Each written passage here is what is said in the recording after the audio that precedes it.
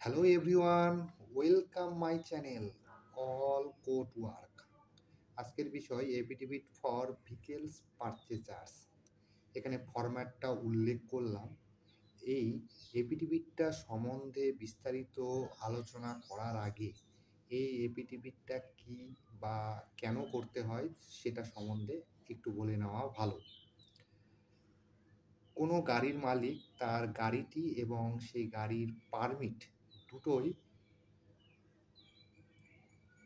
ক্রেতার কাছে বিক্রি করে দেয়। সেক্ষেত্রে এই এফিডেভিটটা দরকার পড়ে।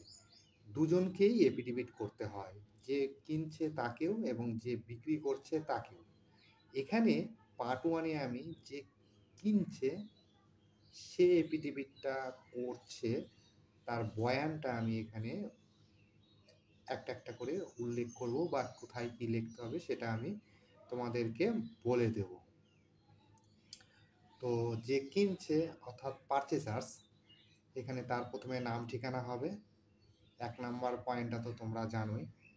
২ নাম্বার পয়েন্টটা দেখ, এখানে সেলারের নাম ঠিকানা পুরোটাই হবে এবং তার গাড়ির নাম্বারটাও হবে। ইজ এ সেলার, একজন seller. That the aforesaid vehicle's permit white number, এবার পারমিটটার একটা নাম্বার হয় সেটা, এবং ভ্যালিড কতটুকু আছে সেটা। I have no give money to seller, অর্থাৎ আমি সেলারকে বা যে বিক্রি করছে তাকে কোনো পয়সা দেইনি। এখানে তার নামটা দিতে হবে, দিস অ্যাফোরসেইড পারমিট। এই মূল বক্তব্যটাই নর্মালি চাই।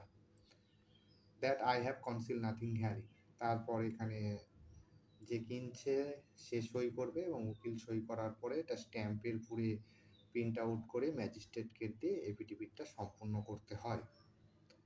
তো কেমন লাগলো? বিষয়টা যদি ভালো লেগে থাকে তবে অবশ্যই চ্যানেলটাকে সাবস্ক্রাইব করে দিও এবং পাশে বেল ঘন্টাটি বাজিয়ে দিও। পরের ভিডিওতে আমি পার্ট 2টা করব। এখানে বিক্রেতা অর্থাৎ গাড়ির মালিক যে ডিক্লারেশন দিচ্ছে সেটা সম্বন্ধে আমি আলোচনা করব। তো দেখা হচ্ছে নতুন একটা ভিডিওতে। সকলকে অসংখ্য ধন্যবাদ ভিডিওটি দেখার জন্য।